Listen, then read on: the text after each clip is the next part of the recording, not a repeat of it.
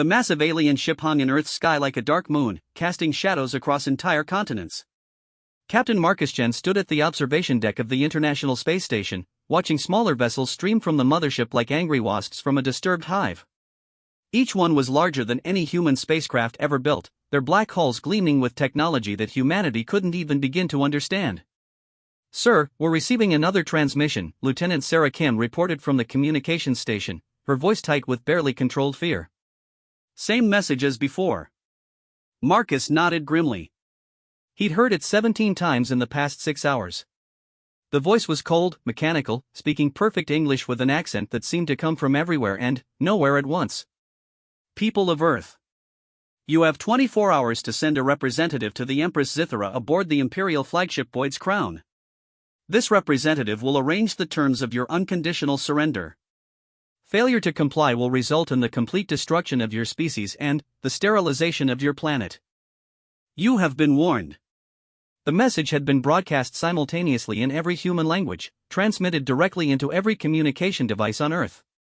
Television screens, radios, cell phones, even children's electronic toys had suddenly displayed the same terrifying ultimatum.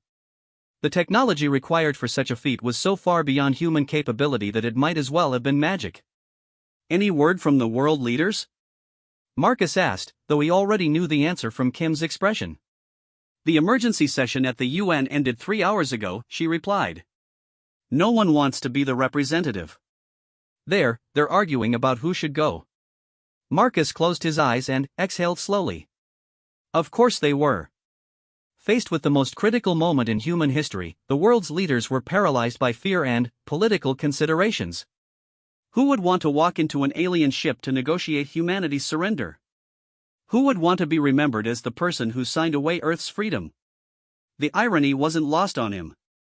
He'd spent 15 years as a Marine before joining the space program, serving in conflicts around the world, always ready to put his life on the line for his country. Now, when his entire species needed someone willing to make the ultimate sacrifice, the politicians were too busy covering their own backs to step forward. 16 hours left, Kim said quietly, checking her chronometer. "What do you think will happen if no one goes?" Marcus looked out at the alien fleet again. There had to be at least 200 ships out there, each one bristling with weapons that could probably level a city. The largest vessel, presumably the Empress's flagship, was a kilometer-long nightmare of angular black metal and pulsing red lights. Just looking at it made his skin crawl. "I think they'll do exactly what they promised," he said. "These aren't the kind of beings who make empty threats." The past day had been a whirlwind of panic and desperate preparation. Every military on Earth had gone to full alert, though everyone knew it was pointless. Humanity's most advanced weapons looked like stone axes compared to the technology hovering overhead. The aliens had demonstrated their capabilities by casually disabling every satellite in orbit, every nuclear weapon on the planet, and every military installation larger than a city block, all without firing a single shot. They'd simply reached out with some invisible force and switched everything off, like a parent taking toys away from misbehaving children. "Sir," another voice called from across the station's command center. "You need to see this." Marcus turned to find Commander Elena Vasquez pointing at one of the main displays. A new image had appeared, a woman, or something that looked like a woman, though clearly not human. Her skin had a pale, almost translucent quality, and her eyes were a deep, unnatural violet that seemed to glow with their own light. Her hair was a silver white that moved as if it were underwater, and there was something about her features that was both beautiful and terrifying. She wore elaborate robes that seemed to be made of liquid shadow, shifting and flowing around her like living darkness. But it was her expression that made Marcus's blood run cold. There was no anger there, no hatred or malice. Just a calm, almost bored certainty, like someone who had done this exact same thing hundreds of times before and knew exactly how it would end. "I am Empress Zithara, ruler of the Veiled Dominion, conqueror of 1,000 worlds, and speaker for the dark between stars." Her voice carried the same otherworldly accent as the previous messages, but there was something else now, a subtle power that seemed to press against Marcus's mind like invisible hands. "I grow tired of waiting for your decision, people of Earth. In the interest of efficiency, I will simplify your choice." The image shifted, showing a view from orbit. Marcus recognized the geography immediately. The eastern seaboard of North America. New York City was clearly visible, its lights twinkling in the darkness. If no representative arrives within the next 4 hours, I will demonstrate what happens to species who waste my time. A red targeting reticle appeared over Manhattan. One of your major population centers will be reduced to atoms. If you continue to delay after that demonstration, I will destroy another every hour until someone arrives to speak for your kind. The transmission cut off, leaving the command center in stunned silence. Marcus felt his heart hammering against his ribs. 4 hours. If no one stepped forward in 4 hours, 8 million people would die just to make a point. The politicians will never decide in time, Vasquez said, voicing what everyone was thinking. They'll spend 3 hours arguing about who should go and another hour arguing about what to say. Marcus was already moving toward the communications station. Put me through to Earth Command. Sir, what are you? Just do it. Kim's fingers flew over the controls, establishing a secure link to the military command center buried deep beneath NORAD. General Patricia Hayes appeared on the screen, her face haggard with exhaustion and stress. Marcus, thank God. Do you have any ideas? Because right now we're looking at the end of civilization and our leaders are too busy pointing fingers to actually do anything about it. I have an idea, but you're not going to like it, Marcus said. I'm going. Hayes stared at him for a long moment. You can't be serious. Marcus, you're not authorized to negotiate for the entire human race. You don't have the political backing or the diplomatic experience to. General, with all due respect, none of that matters. Marcus cut her off. In 4 hours, they're going to vaporize New York City. In 5 hours, they'll destroy another major city. We don't have time for proper authorization or diplomatic experience. We need someone willing to walk into that ship and buy humanity some time. And, you think you're that someone? Marcus looked out at the alien fleet again, then, at the faces of his crew. Kim was barely 25, fresh out of the academy with her whole life ahead of her. Vasquez had 3 kids back on Earth. All around the station, he could see the same expression on every face, the knowledge that they were witnessing the end of everything they'd ever known. General, I've been a soldier for most of my adult life. I've served my country and my species in every way I know how. If Earth needs someone to walk into that alien ship and face whatever's waiting there, then, yes, I think I'm that someone. Not because I'm the best choice, but because I'm the choice that's available right now. Hayes was quiet for nearly a minute, and Marcus could almost see her weighing the options. Political considerations versus practical necessity. Protocol versus survival. Finally, she nodded. God help us all, but you're right. I'll send the authorization codes to your station. You'll have full diplomatic immunity and the authority to negotiate on behalf of Earth. She paused. Marcus, I know I don't need to tell you this, but you understand what you're volunteering for, right? The odds of you coming back from this are. I know, General. But someone has to go. Better it should be someone who chose to be there. After the transmission ended, Marcus began preparing for what would likely be his final mission. He changed into his dress uniform, the same one he'd worn to receive his Medal of Honor after the Jakarta incident. If he was going to die representing humanity, he wanted to look the part. As he adjusted his ribbons and insignia, Kim approached with a small device. It's a recording unit, she explained. Quantum encrypted, stored in a crystalline matrix. Even if they destroy your body, this should survive and automatically transmit back to Earth. Whatever happens in there, at least we'll know. Marcus clipped the device to his uniform and turned to address his crew. They'd all gathered in the command center, watching him with expressions that ranged from admiration to pity to barely contain terror. I need you all to know something, he began. If things go badly, if the worst happens, I don't want anyone thinking this was a suicide mission. I'm not going over there to die. I'm going over there to live, to find some way to keep all of us alive. Maybe that's impossible. Maybe the Empress has already decided our fate and nothing I say will change her mind. But I have to try. He looked around the room, meeting each person's eyes. Humanity has survived ice ages, plagues, wars, and disasters that should have wiped us out a dozen times over. We've always found a way to endure, to adapt, to overcome. I'm going over there because I believe we can find a way through this too. The shuttle bay doors opened, revealing the small diplomatic craft that would carry him to the alien flagship. As Marcus walked toward the ship, he felt the weight of 8 billion lives pressing down on his shoulders. Somewhere below, families were huddling together, watching the news, praying for a miracle. Children were asking their parents questions that had no good answers. World leaders were probably still arguing in their secure bunkers while the clock ticked toward catastrophe. He strapped himself into the pilot's seat and began the pre-flight sequence. Through the shuttle's viewport, he could see the alien fleet waiting in the darkness, their ships like sleeping predators. The flagship was still broadcasting its targeting solution over Manhattan, a constant reminder of what would happen if he failed. As the shuttle separated from the station, Marcus opened a communication channel to Earth Command. "This is Captain Marcus Chen, designated diplomatic representative for the planet Earth. I am proceeding to the alien flagship as requested. Tell everyone back home that we're not giving up. Tell them that as long as humans are still alive, we're still fighting." The journey to the flagship took only 20 minutes, but it felt like hours. As he approached the massive vessel, Marcus could see details that hadn't been visible from the station. The ship's hull wasn't just black metal, it was covered in intricate patterns that seemed to move and shift when he wasn't looking directly at them. Lights pulsed along its length in rhythms that suggested some kind of alien heartbeat, and there was something about its very presence that made his primitive hindbrain scream warnings about predators and danger. A docking bay opened in the ship's side, large enough to swallow his shuttle completely. As Marcus guided his craft inside, he saw that the bay was filled with smaller vessels, each one different from the others but all sharing the same organic, predatory aesthetic. The technology here was so advanced that he couldn't even begin to guess how it worked.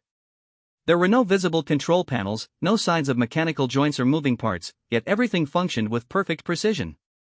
The moment his shuttle touched down, the bay filled with a breathable atmosphere. Marcus checked his instruments and found that it was essentially identical to Earth's air, down to the exact oxygen-nitrogen ratio. Either it was an incredible coincidence, or the aliens had analyzed human physiology and adjusted their environment accordingly. Given their demonstrated technological capabilities, he suspected the latter. As he stepped out of the shuttle, Marcus found himself facing a reception committee of sorts. There were 6 figures waiting for him, all clearly non-human but each belonging to a different species. The diversity was staggering. One looked like a humanoid insect with crystalline skin, another appeared to be made of living stone, and a third seemed to shift between solid and gaseous states as he watched. But it was the one in the center that captured his attention. She was roughly human-sized and shaped, but her skin had a deep blue tint and her eyes were pure black without any visible whites. When she spoke, her voice carried the same otherworldly quality he'd heard in the transmissions. "Captain Marcus Chen of the species humanity," she said, and somehow she made his name sound like a formal title. "I am Ambassador Nexera of the Veil Dominion. You will follow me to the Empress's audience chamber." Marcus nodded, not trusting his voice. The gravity here was slightly lighter than Earth's, and the air had a strange, metallic taste that made him want to hold his breath. As they walked through the ship's corridors, he tried to memorize everything he saw, hoping that some detail might prove useful later. The corridors were vast, with ceilings that disappeared into darkness above. The walls were lined with what looked like viewing windows, but instead of showing space outside, they displayed scenes from various worlds, alien cities, strange landscapes, creatures that defy description. It took Marcus several minutes to realize that these weren't recordings or artistic representations. They were live feeds from the worlds the Empress had conquered, a gallery of her victories. As they walked, Ambassador Nexera spoke without looking at him. "You should understand, Captain Chen, that what you are about to experience is unprecedented. The Empress does not typically grant audiences to representatives of primitive species. Your kind is being offered a courtesy that has been extended to fewer than a dozen races in the history of the Dominion." "And how did those other races fare?" Marcus asked, though he suspected he already knew the answer.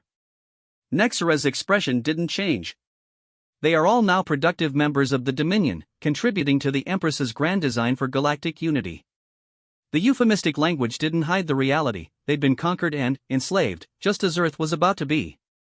Marcus felt a cold fury building in his chest, but he forced it down. Anger wouldn't help him here. He needed to be smart, to find some angle that might give humanity a fighting chance. They reached a massive set of doors that rose at least 30 meters high. The surface was covered in symbols that seemed to writhe and change as Marcus watched, and he felt that same pressure against his mind that he'd experienced during the Empress's transmission. This wasn't just decoration, it was some kind of psychic barrier, designed to intimidate anyone who approached. "Beyond these doors," Nexera said, "you will be in the presence of Empress Zithara herself. You will speak only when spoken to. You will not approach the throne without permission. You will not make any sudden movements or gestures that might be interpreted as aggressive. The Empress has destroyed entire species for lesser breaches of protocol. The doors began to open, revealing a throne room that defied comprehension. The space was impossibly vast, larger than seemed possible even for a ship this size. The ceiling stretched away into darkness, and the walls were lined with what looked like stars, though Marcus suspected they were something far more sinister. At the center of the room, on a throne that seemed to be carved from a single massive black crystal, sat the Empress herself. Even prepared by the transmitted image, seeing her in person was overwhelming. She wasn't just beautiful in an alien way, there was something about her presence that made reality itself seem to bend around her. The air near her throne shimmered with power, and Marcus could feel her attention settling on him like a physical weight. "So," she said, and her voice filled the entire throne room despite seeming to come from everywhere at once. "The primitive species has finally sent a representative." "How quaint." Marcus stepped forward, fighting every instinct that told him to run, to hide, to do anything but stand in the presence of this cosmic predator. He was just one human, facing a being who had conquered 1,000 worlds. But he was here to speak for his species, and he would not dishonor that responsibility by showing fear. "Empress Zithara," he said, surprised by how steady his voice sounded. "I am Captain Marcus Chen, speaking for the people of Earth. We received your message." The Empress leaned forward slightly, and those violet eyes seemed to look right through him. "Did you? And what message do you bring in return, Captain Marcus Chen of the people of Earth?" This was it. The moment that would determine the fate of his species. Marcus took a deep breath and spoke the words that would change everything. "We're not here to surrender." The silence that followed Marcus's declaration stretched like a physical thing across the throne room. He could feel the attention of every being present focused on him with an intensity that made his skin crawl. Somewhere in the vast space, he heard what sounded like crystalline wind chimes, though he suspected it was actually laughter from one of the alien courtiers. Empress Zithara remained perfectly still for what felt like an eternity, those violet eyes studying him with the detached interest of an entomologist examining a particularly unusual insect. When she finally spoke, her voice carried a note of genuine curiosity. "Not here to surrender?" She tilted her head slightly, a gesture that might have seemed almost human if not for the way reality seemed to bend around her as she moved. "Captain Marcus Chen, I believe you may have misunderstood the nature of this meeting. This is not a negotiation. This is not a diplomatic conference. This is the moment where you formally acknowledge your species' submission to the Veiled Dominion." Marcus felt sweat beading on his forehead, but he kept his voice steady. "With respect, Empress, I believe you may have misunderstood the nature of my species. We don't submit. It's not in our programming." A ripple of movement passed through the assembled courtiers. Ambassador Nexera, who had been standing silently to one side, took a sharp step forward as if to intervene, but the Empress raised one pale hand and the ambassador froze mid-motion. "Programming," the Empress repeated, tasting the word. "An interesting choice of terminology. Tell me, Captain, what do you believe gives your species the authority to refuse my offer of incorporation into the Dominion?" Marcus had spent the entire shuttle ride thinking about this moment, trying to find the right words that might buy humanity some time or find some crack in the Empress's certainty. He'd considered appealing to her mercy, offering resources or knowledge, even proposing some kind of alliance. But, standing here now, feeling the weight of her absolute power, he realized that all of those approaches would fail for the same reason: they assumed she saw humanity as something worth bargaining with. "Nothing," he said simply. "We don't have the authority to refuse.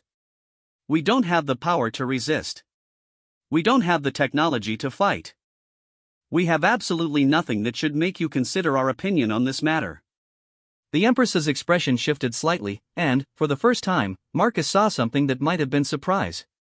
"Then, why are you here, Captain Marcus Chen? Why waste both of our time with this pointless defiance? Because sometimes the most important things aren't about authority or power or technology." Marcus took another step forward, ignoring the way the air around the throne seemed to thicken with menace. "Sometimes they're about principles. About who you choose to be when you have no good choices left. Principles." The word came out flat, dismissive. "I have conquered civilizations that were millions of years older than yours, Captain. I have faced down beings who wielded powers that could reshape reality itself. They all spoke of principles in the end. And they all knelt before this throne. Maybe they did, Marcus acknowledged. But they weren't human. The laughter he'd heard earlier grew louder, and now he could see its source, a creature that looked like a tree made of living metal, its branches swaying with what was clearly amusement. When it spoke, its voice sounded like wine through steel leaves. The arrogance of primitives never fails to entertain. Korthprime thought their species was special too. They had principles. They had determination. They had technologies your kind won't develop for 1,000,000 years. Their world is now a processing facility for raw materials.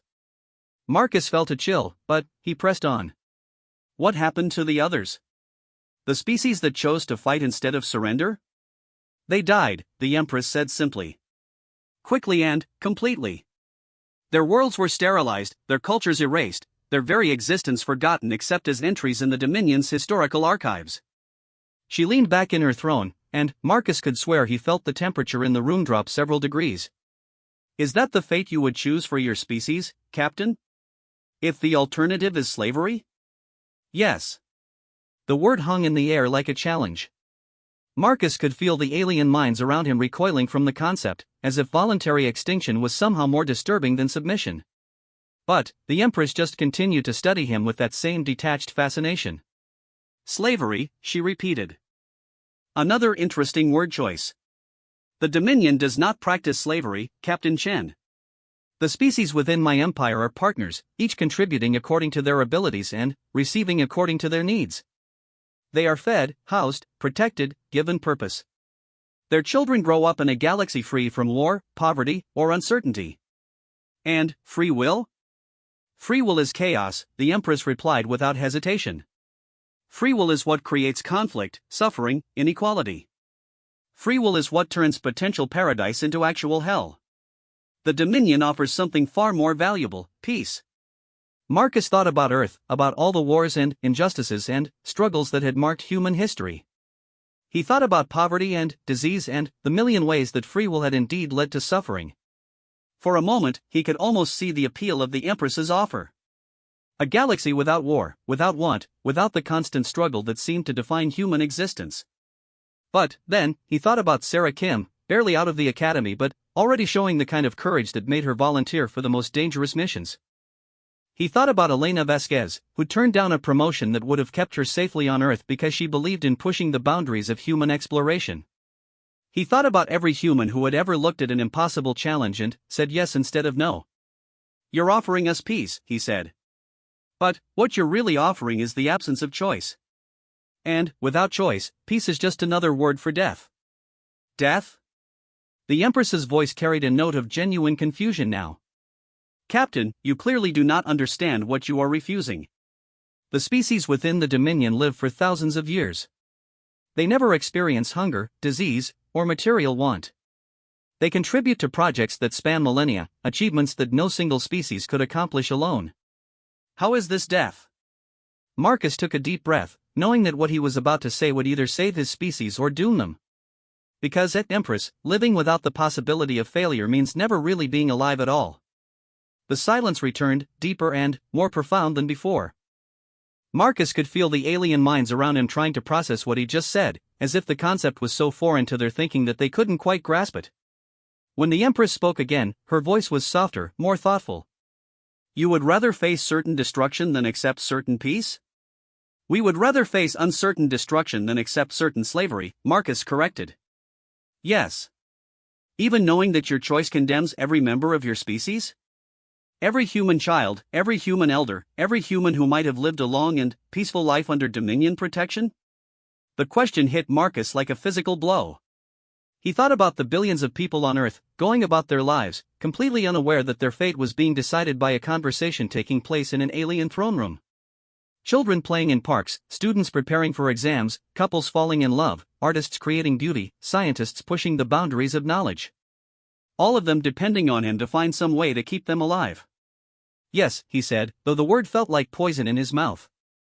Even knowing that.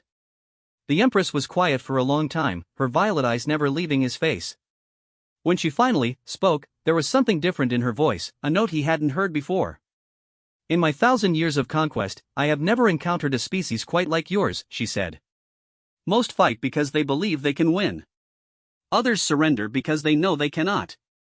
But, you choose to fight knowing you will lose, and you call this courage rather than insanity. Maybe they're the same thing, Marcus admitted. Maybe courage is just insanity with better public relations. To his complete amazement, the Empress smiled. It was not a pleasant expression on her alien features, but it was definitely a smile. You amuse me, Captain Marcuschen. It has been quite some time since any being has managed that. She rose from her throne, and Marcus had to fight the urge to step backward. Standing, the Empress was taller than he'd expected, easily 7 feet, and the power that surrounded her seemed to intensify with the movement. The very air around her crackled with energy that made his teeth ache. Tell me, she said, beginning to pace around him in a slow circle. What makes you think that your species' commitment to this principle of yours is genuine? What proof do you offer that humans will choose death over submission when the moment truly comes? Marcus considered the question carefully. It was a fair point, actually. It was easy for him to stand here and make grand declarations about human courage and determination, but would those words hold true when real people were faced with real consequences? I can't prove it, he admitted. But I can tell you a story. The Empress paused in her pacing. A story? Yes. About why I'm here instead of one of our world leaders. When your ultimatum came, when we had to choose someone to send to this meeting, our politicians couldn't decide. They were too afraid, too concerned about the political consequences of being the one to negotiate humanity's surrender. And this demonstrates your species' courage. How exactly? Because while they were arguing, I volunteered. And I wasn't the only one. Before I left the space station, I had 17 messages from other humans asking to take my place. Military officers, civilian volunteers, even a few teenagers who'd lied about their ages. All of them willing to walk into certain death for the slim chance that they might find a way to save their species. Marcus met her gaze directly. And that's just the people who happened to be in space when this started. If you transmitted the same request to Earth right now, if you asked for volunteers to face impossible odds for the sake of others, you'd have millions of responses within hours. Millions of beings willing to die for strangers? Welcome to humanity, Marcus said. We're not the smartest species in the galaxy, or the strongest, or the most advanced. But we're the species that runs into burning buildings to save people we've never met. We're the species that gives up our seats in lifeboats to children and elderly strangers. We're the species that has this annoying habit of doing the right thing even when it's the stupid thing. The Empress completed her circle and faced him again.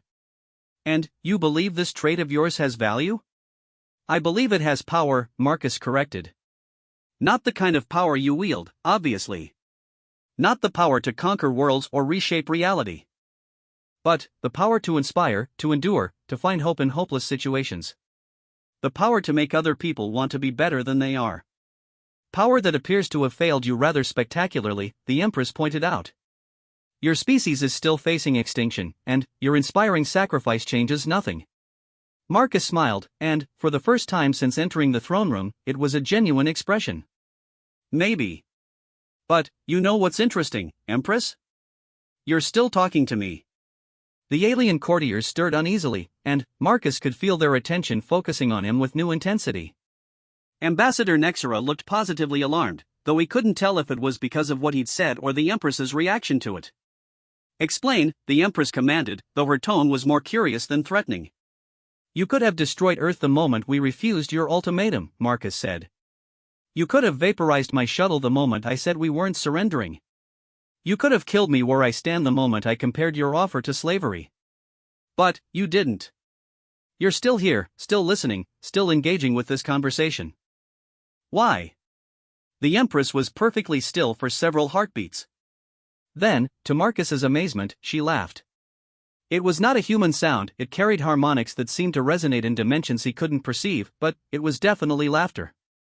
You are suggesting that I am, what is your term, stalling? That I am reluctant to destroy your species? I'm suggesting that maybe, somewhere in all your experience with conquest and dominion, you've forgotten what it feels like to encounter something genuinely new. Something that doesn't fit into your categories of submit or be destroyed. And you believe humanity represents this novelty? Marcus thought about that for a moment. I think humanity represents a question you haven't had to answer before. Not how do we submit or how do we resist, but why do we choose to be who we are even when it costs us everything? The Empress moved closer, and Marcus could feel the power radiating from her like heat from a forge. When she spoke, her voice was soft but filled with an intensity that made his bones ache. You realize, Captain Chen, that your defiance has already doomed your species? That even if I were inclined to show mercy, which I am not, my position as Empress requires that I demonstrate the consequences of refusing the Dominion's offer? I understand that, Marcus replied. But maybe doomed isn't the same thing as defeated. Explain the distinction. Marcus looked around the throne room, taking in the assembled aliens, the impossible architecture, the casual display of power that could erase civilizations. Then, he looked back at the Empress. Doomed means our time is limited. Defeated means our spirit is broken. You can impose the first, Empress, but you can't impose the second. And, as long as human beings are still choosing to be human beings, right up until the very last moment, then, you haven't really conquered us at all. The Empress stared at him for a long time, and Marcus could almost see her mind working through the implications of what he'd said. Finally, she turned away from him and walked back toward her throne.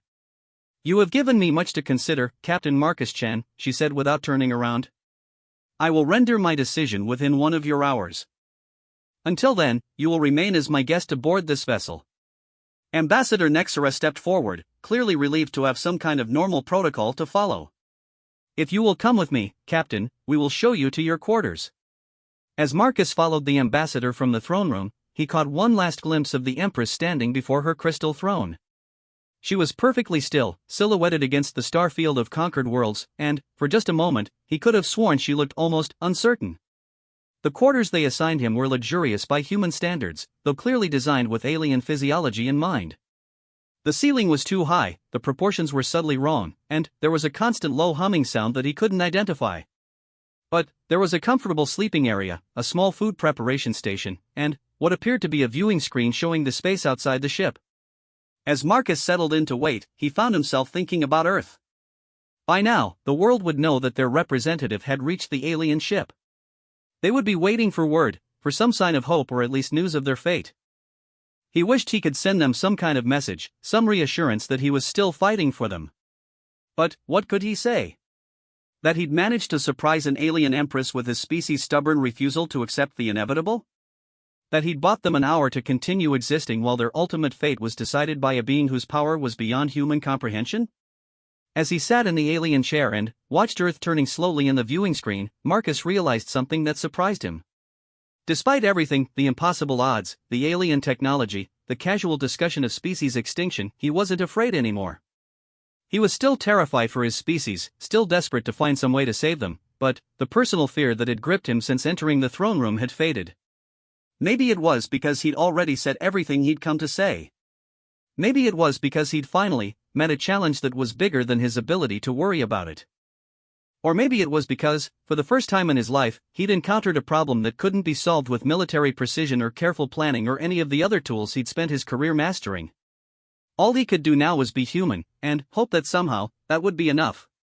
The hour passed with agonizing slowness. Marcus found himself pacing the alien quarters, his mind racing through every possible outcome of the Empress's deliberation. Through the viewing screen, he could see Earth hanging in space like a blue-white jewel, completely unaware that its fate was being decided by a conversation in an alien throne room. The irony wasn't lost on him, the most important hour in human history, and humanity itself had no voice in it except for one Marine who'd volunteered to walk into the unknown. A soft chime announced the opening of his quarters door. Ambassador Nexera stood in the entrance, her expression unreadable. The Empress will see you now, Captain Chen. This time, you will not be returning to these quarters afterward. Marcus felt his stomach clench, but he nodded calmly. I understand. The walk back to the throne room felt different this time. The corridors seemed longer, the alien architecture more oppressive. The viewing windows that had shown conquered worlds before now displayed something new, live feeds from various locations on Earth. Marcus caught glimpses of Times Square, the pyramids of Giza, the Great Wall of China, the aurora over Antarctica. It was as if the ship was taking one last look at human civilization before rendering its final judgment. Tell me something, Ambassador, Marcus said as they walked. In all the conquests you've witnessed, have you ever seen the Empress deliberate for this long? Nexera was quiet for several steps before answering. No, Captain Shen. Typically, her decisions are immediate. And what does that usually mean for the species in question? It usually means they have said exactly what she expected them to say. They reached the massive doors to the throne room, and Marcus could see that something had changed. The psychic barrier he'd felt before was stronger now, pressing against his mind with almost physical force. The symbols on the doors were moving faster, their patterns more complex and urgent. One final piece of advice, Nexera said quietly. The Empress has made her decision. Nothing you say now will change it. Your only choice is how you choose to receive it. The doors opened, and Marcus stepped into the throne room for what he suspected would be the last time. The space felt different now, charged with an energy that made the air itself seem to vibrate. The assembled courtiers were more numerous than before, and he could feel their attention on him like a physical weight. But it was the Empress herself who commanded his attention. She sat on her crystal throne, but something about her posture had changed. Where before she had seemed almost bored, casually confident in her absolute power, now there was a tension in her form that suggested deep thought or perhaps even uncertainty. Captain Marcus Chen, she said, and her voice filled the vast space as before. You have given me a most unusual problem. Marcus approached the throne, stopping at what felt like a respectful distance. I hope it was an interesting one, at least. Indeed it was. The Empress leaned forward slightly, those violet eyes focusing on him with laser intensity. In my 1,000 years of conquest, I have developed what you might call a philosophy of empire. Order from chaos. Unity from division. Peace from conflict. These are not merely goals to me, Captain, they are natural laws, as fundamental as gravity or thermodynamics. She rose from her throne and began to pace, but this time her movements were agitated rather than predatory. Your species represents a contradiction to this philosophy. You choose chaos over order, division over unity, conflict over peace. And you do so not out of ignorance or fear, but as a matter of principle. This troubles me. Marcus felt a flicker of hope, though he tried not to let it show on his face. Because it suggests your philosophy might be incomplete? Because it suggests that there might be value in what I have spent a millennium eliminating. The Empress stopped pacing and fixed him with that unnerving stare. Tell me, Captain, what do you believe your species would accomplish if I allowed them to continue their chaotic, self-destructive existence? The question caught Marcus off guard. He'd been prepared for threats, for ultimatums, for pronouncements of doom. He hadn't been prepared for what sounded almost like genuine curiosity about human potential. I don't know, he admitted. Maybe we'd destroy ourselves in a nuclear war. Maybe we'd solve the problems that have plagued us for millennia. Maybe we'd find ways to explore the galaxy that don't involve conquering everything we find. The point is, we'd have the chance to find out. And you believe this chance is worth the risk of failure? Marcus thought about every human who had ever lived and died for a principle, every explorer who had set out into unknown territory, every scientist who had dedicated their life to understanding something that might prove impossible to understand. Empress, the greatest achievements in human history have come from people who took risks that probably should have killed them. We split the atom by playing with forces we barely understood. We went to the moon using computers less powerful than the devices our children carry in their pockets. We've survived ice ages and plagues and wars that should have wiped us out completely. Not because we were the strongest or the smartest, but because we were too stubborn to give up. And this stubbornness, this refusal to accept limitations, you see this as a strength? I see it as what makes us human. The Empress was quiet for a long time, and Marcus could feel the assembled courtiers growing restless. Finally, she spoke, and her words sent a chill down his spine. I have decided to conduct an experiment. The throne room fell silent except for the background hum of alien technology. Marcus felt his mouth go dry. What kind of experiment? The kind that will either validate your species' claims about the value of chaos and free will, or demonstrate conclusively why order and unity are superior. The Empress returned to her throne and settled into it with an air of finality. I am going to give humanity exactly what it claims to want, the freedom to choose its own fate. Marcus felt his heart hammering against his ribs. I don't understand. Of course you don't. But you will. The Empress gestured, and the air in front of Marcus shimmered. Suddenly, he was looking at what appeared to be a holographic display of the solar system, complete with Earth, the Moon, and the Dominion fleet surrounding them. Here are the terms of my experiment, the Empress continued. I am withdrawing my demand for humanity's immediate surrender. Your species will be given 1 standard year to prove that chaos and free will can produce something of greater value than order and unity. Marcus stared at the display, hardly daring to believe what he was hearing. You're giving us a year? I am giving you a challenge, the Empress corrected. 1 year to accomplish something that justifies your existence as an independent species. Something that demonstrates the value of your principles over mine. And, if we succeed? Then, humanity will be granted independence and allowed to develop according to its own nature. Your world will be placed under dominion protection but not control. You will be free to make your own choices, your own mistakes, your own discoveries. Marcus felt a surge of hope so intense it was almost painful. Then, the other shoe dropped.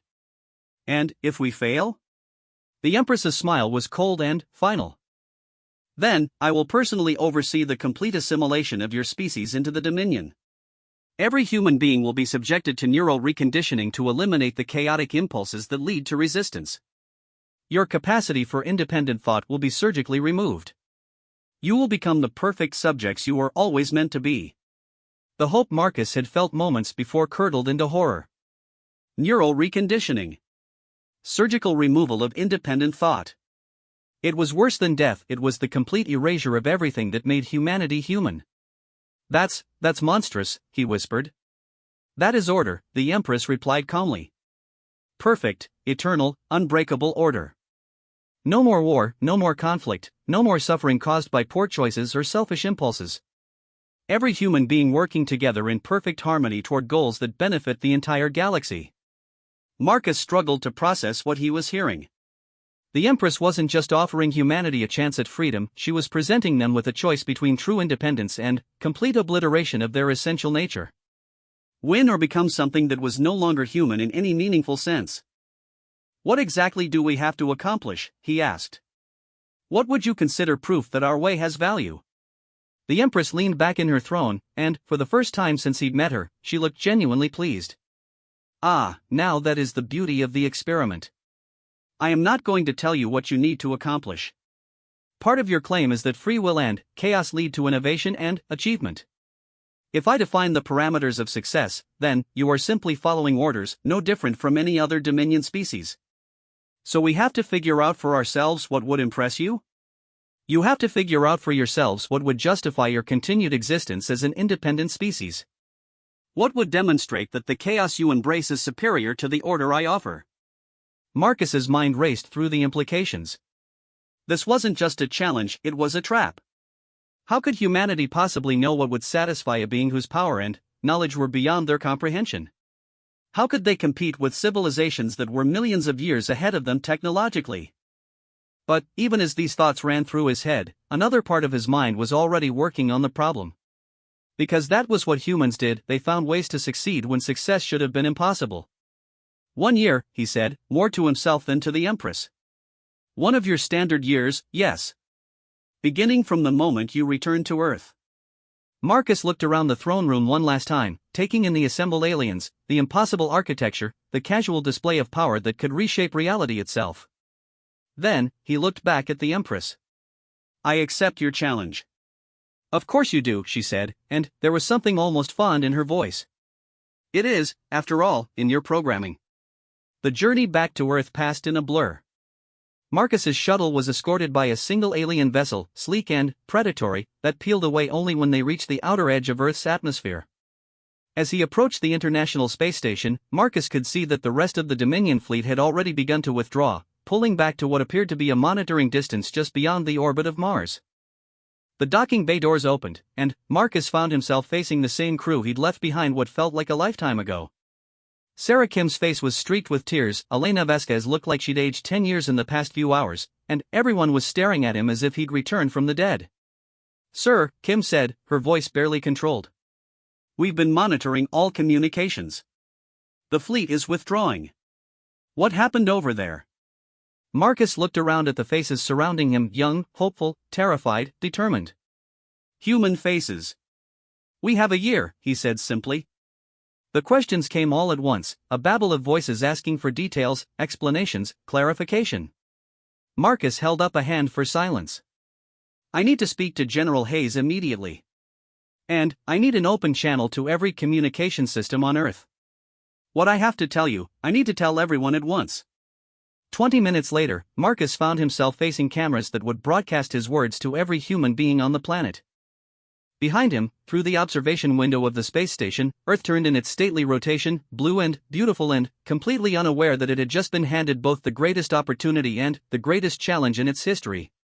People of Earth, he began, I bring you news from the stars. We have been given a gift more precious than we could have dared to hope for, time. 1 year to prove that humanity deserves to remain free.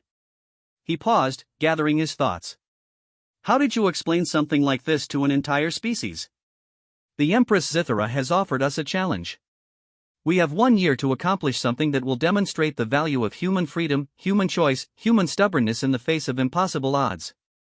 We don't know what we need to accomplish. We don't know how it will be judged. All we know is that we have 12 months to do something that has never been done before in the history of the galaxy, prove that chaos and free will are stronger than order and control. Marcus looked directly into the camera, trying to speak to every human being watching, from world leaders to children, from scientists to artists to ordinary people just trying to live their lives. Some of you are probably thinking this is impossible. You're probably right. Some of you are probably thinking we should have just accepted the Empress's protection and lived safely under her rule. You might be right too. But that's not who we are. We're the species that looks at impossible challenges and says, hold my beer. We're the species that turns obstacles into opportunities and defeats into victories. He thought about everything that had led to this moment, the fear, the desperation, the impossible conversation in an alien throne room, the choice between freedom and safety. We have 1 year to save not just our lives, but our souls. 1 year to prove that being human is about more than just surviving, it's about choosing to be something worth surviving as. I don't know if we can do it. But I know we're going to try.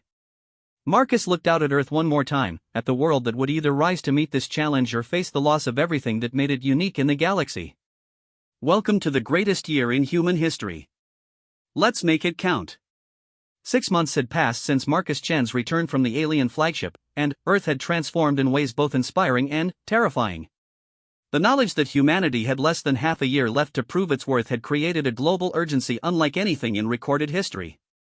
Nations that had been enemies for generations were working together on projects that would have seemed impossible just months before. The entire species had become focused on a single question: what could they accomplish that would impress a being who had conquered 1,000 worlds? Marcus stood in the newly constructed Global Coordination Center in Geneva, watching feeds from hundreds of projects taking place across the planet. The center itself was a marvel of international cooperation, built in just 3 months through the combined efforts of every major nation on Earth. It served as the nerve center for humanity's desperate gambit to prove their worth. Status report on Project Prometheus, he called out to the bustling control room. Dr. Elena Vasquez, who had been promoted to Director of Advanced Research after her work on the space station, looked up from her console. The fusion array is at 93% capacity. We should achieve sustained break-even within the week. Marcus nodded, though he felt no satisfaction in the news. Project Prometheus was humanity's attempt to master controlled fusion power, something that would revolutionize their energy production and might demonstrate technological innovation. But would it be enough to impress the Empress? Every day, Marcus found himself wondering what standard they were being held to, what impossible achievement might buy their freedom. Update on the Mars colony, he asked. First wave of colonists landed successfully 2 weeks ago, came the response from a communications specialist. They're ahead of schedule on habitat construction. Population should reach 10,000 by year's end. The Mars project was another long-shot attempt to prove human worth, demonstrating their capacity for exploration and expansion beyond their home world. But Marcus knew that the Dominion likely had technologies that could establish colonies in hours rather than months. Everything humanity was attempting felt simultaneously miraculous and inadequate. Sir, Dr. Sarah Kim approached, carrying a tablet filled with data. She'd been promoted to head of the Cultural Documentation Project, an initiative that seemed almost quaint compared to the technological marvels being attempted elsewhere. We need to talk about the other initiatives. Marcus followed her to a quieter section of the control room. Over the past months, Kim had become his closest advisor, one of the few people who truly understood what they'd faced aboard the alien ship. Her insights had proven invaluable in trying to decipher what the Empress might consider worthy of notice. The fusion project is impressive, she said without preamble, but 17 other species in the Dominion archives achieved fusion power centuries before they were contacted. The Mars colony is remarkable for us, but there are Dominion races that colonized entire solar systems before they learned to walk upright. Marcus felt the familiar weight of impossible expectations settling on his shoulders. Then, what are we supposed to do, Sarah? What could we possibly accomplish that a civilization millions of years older than ours couldn't do better? Kim pulled up a file on her tablet. I've been analyzing everything we know about the Empress and the Dominion. Their technology, their philosophy, their approach to other species. And I think we've been approaching this wrong. How so? We've been trying to impress her with our achievements. But, remember what you told me about your conversation with her? She wasn't interested in what we could build or discover. She was intrigued by why we chose to resist when resistance was futile. Marcus thought back to those tense moments in the alien throne room. She called us an interesting problem. Exactly. She's seen technological marvels before. She's conquered species with abilities we can't even imagine. But she'd never encountered a species that chose principle over survival. That's what got her attention. So you're saying we should focus on. Marcus gestured around the control room at all the frenetic activity, the massive projects, the desperate innovation happening across the planet. I'm saying maybe we're asking the wrong question. Instead of what can we achieve that will impress her, maybe we should be asking what can we do that demonstrates the value of being human? Before Marcus could respond, alarms began sounding throughout the control room. He turned to see technicians rushing to their stations, voices rising in urgent communication with sites around the globe. Dr. Vasquez appeared at his side, her face pale. Marcus, we have a problem. Multiple problems. The main display screen lit up with a map of the world, showing red warning indicators appearing in dozens of locations. As Marcus watched, more appeared every few seconds. What am I looking at? Natural disasters. A 9.2 earthquake just hit the Pacific Ring of Fire. Volcanic activity is spiking in Iceland and Indonesia. There's a Category 6 hurricane forming in the Atlantic, which should be meteorologically impossible.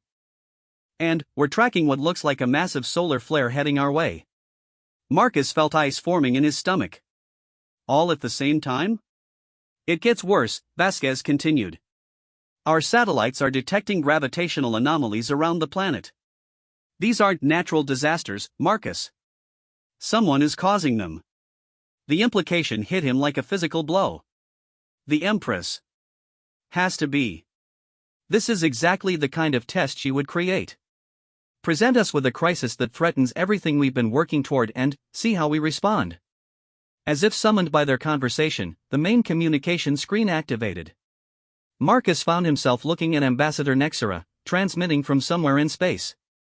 The alien's expression was as unreadable as ever, but there was something in her posture that suggested urgency. Captain Chen, she said without preamble. I am instructed to inform you that your planet is experiencing certain complications. These events are not natural, nor are they entirely artificial.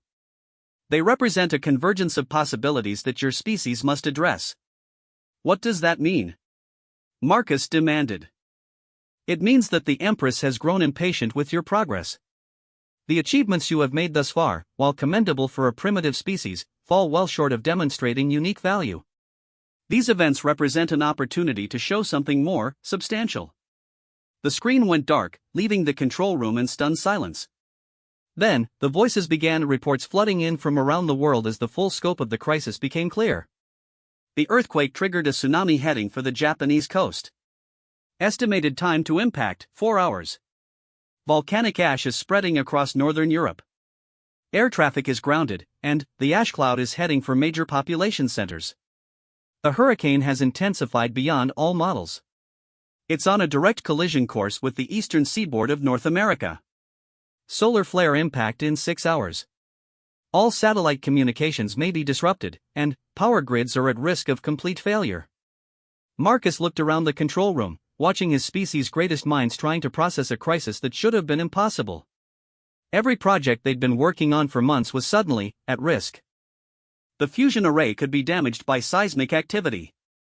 The Mars colony would be cut off if satellite communications failed. Years of work could be wiped out in hours. Options, he called out. We could try to coordinate global disaster response, Dr. Vasquez suggested, though her voice lacked conviction. Pool our resources, evacuate populations, minimize casualties. That's what any species would do, Marcus replied. That's damage control, not demonstration of value. Kim stepped forward. What if that's exactly the point? Everyone in the control room turned to look at her. She took a deep breath before continuing. Think about it. The Empress has seen thousands of species face extinction-level events. She's probably seen civilizations with technology far beyond ours handle disasters that make this look trivial. But, has she ever seen a species that would risk its own survival to help others? Marcus felt something click into place. You're suggesting we don't just respond to the disasters. You're suggesting we choose who to save first. I'm suggesting we choose to save everyone, even if it costs us everything else we've worked for. Dr. Vasquez looked between them as if they'd lost their minds. You're talking about abandoning every project that might demonstrate our technological advancement or exploration capabilities. You're talking about spending our entire remaining time dealing with natural disasters. Unnatural disasters, Marcus corrected. Created specifically to test how we respond when our principles are put under ultimate pressure. He looked around the room, seeing the faces of people who had devoted the last 6 months of their lives to humanity's survival.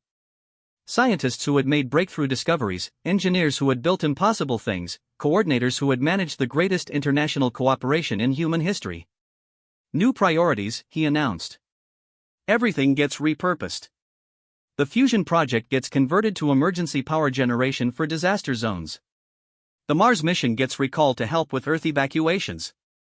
Every resource, every innovation, every breakthrough we've achieved gets redirected to one goal, saving as many people as possible. Sir, one of the technicians called out. We're getting reports that the Dominion monitoring stations are increasing their surveillance. They're watching us very closely now. Good, Marcus said grimly. Let them watch. Let the Empress see exactly what humans do when faced with impossible choices. The next 18 hours were a blur of coordinated chaos that would have been impossible without the global cooperation infrastructure they'd built over the past 6 months. The fusion array, originally designed to demonstrate humanity's technological potential, was converted to provide emergency power to evacuation centers. The advanced communication networks developed for the Mars project were repurposed to coordinate rescue efforts across multiple disaster zones simultaneously. Marcus found himself in the unprecedented position of commanding a truly global response. Military assets from every major nation worked together to evacuate populations from the tsunami zone. Scientists who had been working on separate projects shared data and resources to predict the path of the volcanic ash cloud. Engineers who had spent months building habitats for Mars colonists instead built temporary shelters for disaster refugees. Status report, Marcus called out as the crisis entered its second day. Japanese evacuation is 90% complete, came the reply. The tsunami hit, but casualties are minimal thanks to the early warning systems and coordinated response. European ash cloud? We've established clean air corridors using modified atmospheric processors from the terraforming project. Major cities have breathable air, and we're maintaining supply lines to affected areas. Hurricane damage? Extensive, but preliminary reports suggest we evacuated over 12 million people ahead of landfall. Emergency shelters are holding, and the Floating Cities project provided platforms for offshore evacuation centers. Marcus allowed himself a moment of grim satisfaction. They were saving lives on a scale that should have been impossible for a species of their technological level. But the cost was everything they'd built to impress the Empress. Sir, Dr. Kim appeared at his side. You need to see this. She led him to a communication station where a new message was waiting. Not from Ambassador Nexera this time, but from the Empress herself. The alien ruler appeared on screen, and Marcus was surprised to see something in her expression he hadn't seen before: genuine interest. "Captain Chen," she said, "your species continues to surprise me. I present you with disasters that should force you to choose between your grand projects and your populations, and you choose neither. Instead, you find a third option: sacrifice your achievements to save your people." Marcus found his voice. "It wasn't really a choice, Empress. Saving people is what we do." "Indeed. Even when those people cannot contribute to your efforts to impress me. Even when saving them costs you the very innovations that might secure your freedom." She paused, and Marcus could have sworn he saw something like approval in those violet eyes. "Tell me, Captain, how many of your kind have died in these rescue efforts?" The question caught him off guard. I don't have exact numbers. Rescue operations are always dangerous, and we've had to attempt some things that. The answer," the Empress interrupted, "is 237. I have been monitoring your casualties. 237 humans have died trying to save others during this crisis.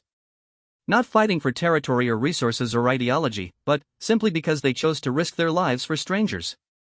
Marcus felt the weight of those numbers. Each one represented a person who had made the ultimate choice, who had embodied everything he'd tried to explain to the Empress about human nature.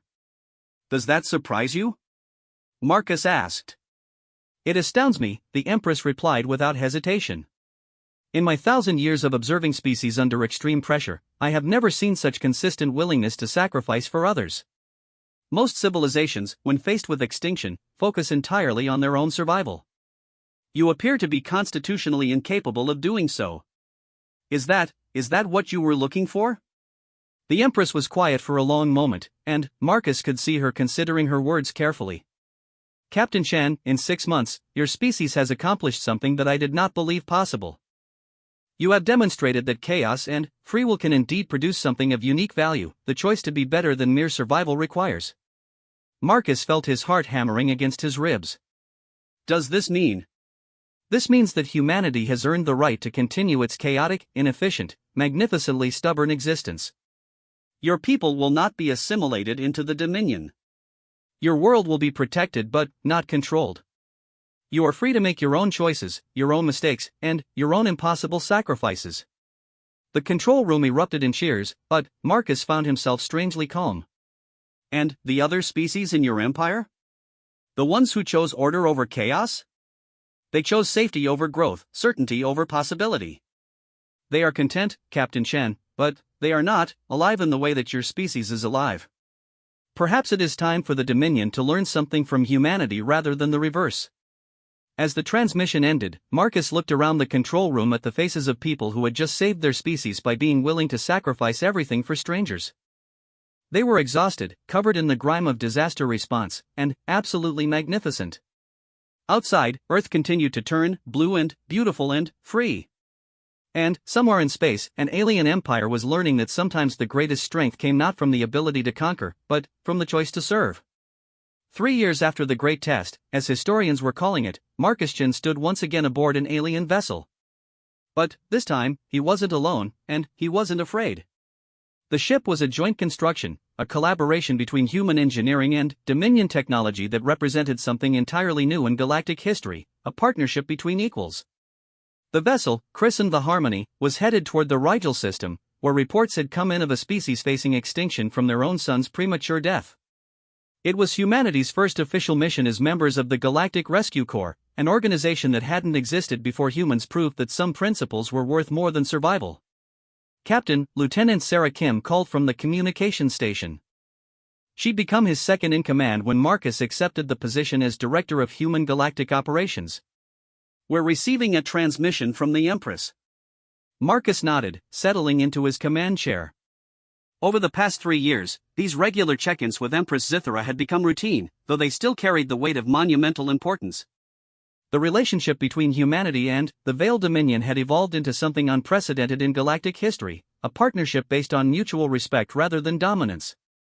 The main screen activated, showing the familiar figure of the Empress. But something had changed in her appearance over the past years. The cold certainty that had once defined her expression had been replaced by something warmer, more complex. She still radiated immense power, but there was a quality of curiosity in her manner that hadn't been there before. "Captain Chen," she said, and her voice carried what might have been fondness. "I trust your mission to the Rigel system is proceeding smoothly?" "We should arrive within the next 6 hours," Marcus replied. "The rescue fleet is prepared, and our xenobiological teams have developed evacuation protocols that should preserve the Rigelians' cultural artifacts as well as their population." Naturally. The Empress's expression might have been a smile. "Your species has become quite accomplished at the impossible task of saving everyone." It was true. In the 3 years since Earth had earned its independence, humanity had thrown itself into galactic rescue operations with the same stubborn determination they'd once applied to their own survival. The Galactic Rescue Corps, initially a human-only organization, had grown to include volunteers from 17 different species who had been inspired by humanity's example. "How are the integration projects proceeding?" Marcus asked. The question referred to one of the most surprising developments of the past years.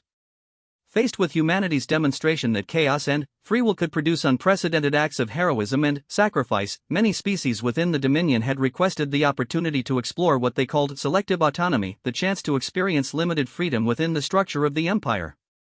"Remarkably well," the Empress admitted. "The Crystalline Collective has established 3 experimental colonies where individual members can choose their own paths rather than following collective directives. The results have been illuminating." "In what way?"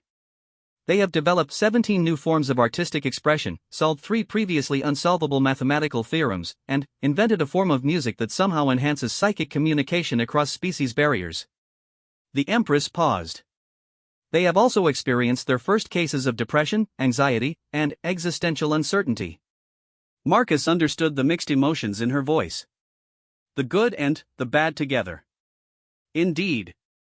"Freedom, I am learning, is not the absence of suffering but the choice of which suffering has meaning." The Empress looked directly at him through the screen. "Your species has taught the galaxy that the most profound achievements come not from the elimination of struggle, but from the decision to struggle for something greater than oneself." As they spoke, Marcus reflected on how much had changed since that terrifying day when humanity faced extinction. Earth had become a center of learning and cooperation, hosting representatives from dozens of species who came to study what humans called ethical courage, the willingness to choose right over easy. Universities had sprung up around the planet devoted to exploring the intersection of individual freedom and collective responsibility. But, perhaps more importantly, humanity itself had changed. The experience of nearly losing everything had crystallized what Marcus had always believed, that their greatest strength wasn't their technology or their intelligence, but their capacity to care about others even when it cost them everything. "Empress," Marcus said carefully, "may I ask you something personal?" "You may ask." "I may not answer." "What changed your mind about us?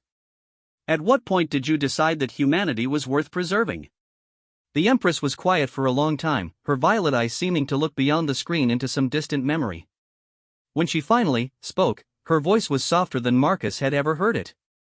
"Do you remember, Captain, when you told me that your species would rather face certain destruction than accept certain peace?" "I remember. At the time, I thought it was merely primitive stubbornness. But, during the months that followed, as I watched your people work toward impossible goals while knowing they might fail, I began to understand that you weren't being stubborn. You were being brave." She paused, and Marcus could see her choosing her words carefully.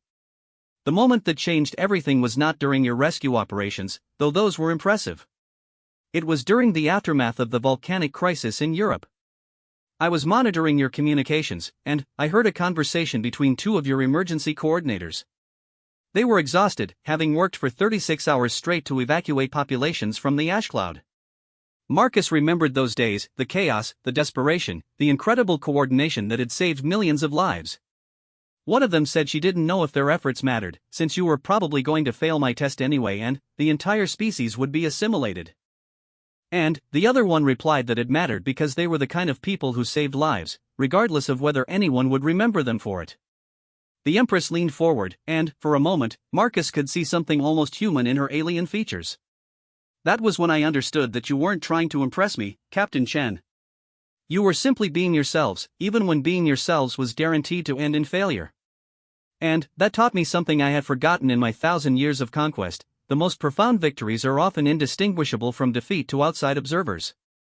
Marcus felt a tightness in his throat. Those two coordinators had probably never known that their conversation was being monitored, never realized that their words had saved their entire species. There's something else, the Empress continued. Since establishing the partnership between humanity and the Dominion, I have observed changes in my own empire that I did not anticipate. Species that have been content for millennia are beginning to ask questions.